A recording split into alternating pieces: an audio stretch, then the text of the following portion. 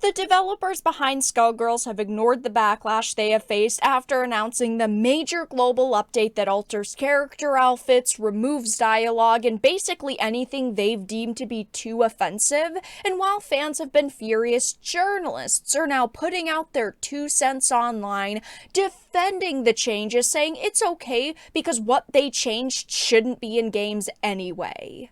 I have a few different things to show off, but before we get into the topic, if you enjoy the content that I create, please make sure to subscribe to the channel and hit the notification bell. Follow me on social media like Twitter or mine so that you can see when my content is posted.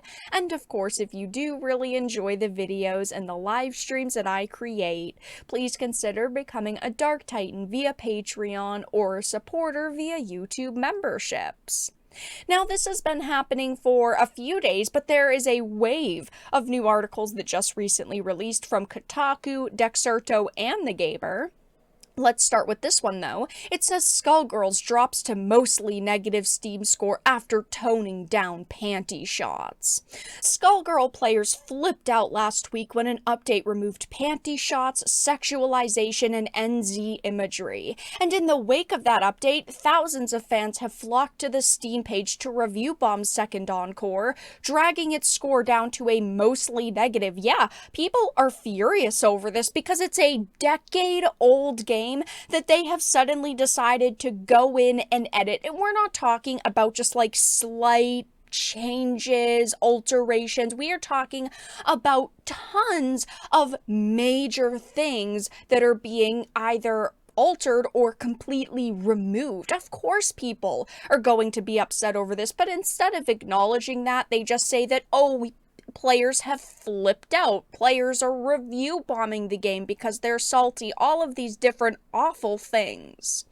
The game has been out for years and the updates are slow, Mr. Serious posted. In spite of that, they literally made an update to remove everything they deemed offensive without even any options to keep or change the original art. I've said this, I'll say it again as many times as I have to. They should have done what Platinum Games did with Bayonetta 3, where they had a toggle mode. So the original base game and its content is completely uncensored, but there's just a little toggle in the menu where you can have the character models and the outfits slightly toned down. They add like the black fabric, they raise necklines a little bit, lower skirts a little bit, all these different things. And that, in my opinion, would suffice, even though I'm not for really censorship at all. I think that having that option is something that I can get behind and most people can, but they didn't do that. They are just going in and removing anything they're deeming too offensive for modern day audiences. Don't censor 10-year-old content to suit someone's crazy political views, another person said. And their response is those crazy political views are that sexualizing minors and NZs is a bit weird. If we went through every piece of content, whether it is books, movies, TV shows, video games, and we remove things like NZ imagery, there would be so much content that would be watered down. We are talking about a game that, yes, some of the characters did wear, military suits and red armbands. Most people know, yes, it's supposed to be, the equivalent of an NZ, but most people are not going, wow, I love this imagery. This is great imagery. They're not doing that. They were not doing that. And even if they were, we are talking about fictional characters and depictions in a video game. That would be like saying, we can't have Call of Duty anymore because some of them depicted real wars, or, some of them have, models based off of real guns, or, we can't have, certain historical groups, put into games now because it could offend someone. That is just an absurd way to think. Think of all of the, war movies out there that wouldn't exist if we followed these, bullshit guidelines that these journalists and developers now are pushing for. Yes, we are upset that they're changing characters and scenes in content in a decade-old game to meet the DEI initiatives of EVO, because that's what it seems to be boiling down to, that they censored their game to meet EVO's guidelines. Do any of these articles mention it? No, of course not, because it would break the narratives they're trying to push. And even besides this warped sense of modern morality that the SJW developers are working on, a lot of people believe that this is their attempt to rewrite Mike's vision for this game as a middle finger because of the controversies he was involved in.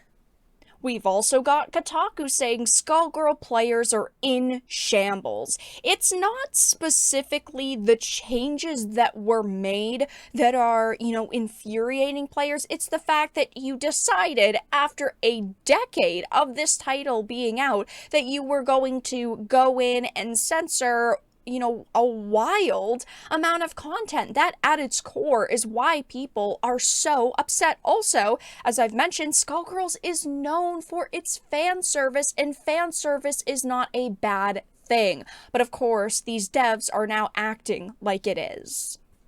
It says, modeled after Marvel vs. Capcom 2 and set in a post-World War II era with plenty of allusions to European fascists, Skullgirls and its community have been no stranger to controversy and scandal. Most notably, the game switched studios in 2020 after the head developer of the team that originally created it was accused of misconduct for making inappropriate sexual remarks. Of course, Skullgirls itself has also had plenty of questionable content, ranging from standard anime horny to creepy or potentially offensive art, which the new team has now decided in an update to, change, which, again, I hate journalists and individuals like this. They are up on their moral, modern high horse, and it disgusts me. They don't care about this game. They only care about virtue signaling and, will take any opportunity to do that. They are the types of individuals that will destroy everything that people love. They will take every opportunity to call us names and attack what we love because they just don't care. By making the ridiculous argument, oh, you like to look up a young girl's skirt, that makes you a perv. These aren't real people. They're fighting to the death in an arena. They are fictional characters. Are animated guns real guns? No. Are these animated characters real people? No. Are girls fighting to the death in an arena a real sport? Oh yeah, guys, it's so real. Someone could get the wrong message or idea, and that makes you an awful person. I mean, come on, that argument is so tired at this point. This is why I don't like these game and entertainment journalists, because they just want to be activists. At the end of the day, they don't care about Skullgirls. They don't care about what real Skullgirls fans have to say. They just want to take a shot at content they also deem to be too offensive and think shouldn't be in video games. Even though articles like this are constantly releasing where game journalists / these activists are trying to destroy the hobbies that we love, I don't like giving them attention, but I also would much rather call them out so that you all can see the types of things that they're doing, so you don't also trust them, because they do not deserve any trust, any positive attention at all whatsoever. But yes, as you can see now, they are defending the Skullgirl situation, saying, it's just pervs that are mad at it. Anyway, that's all that I had to really discuss in this video. Let everyone know your thoughts in the comments section down below. If you enjoyed this and of course found it important and informative, please make sure to give it a like, share it, and subscribe to the channel. And of course, if you didn't, make sure to give it a dislike. I appreciate your support either way, but I will talk to you all again in the next video really soon.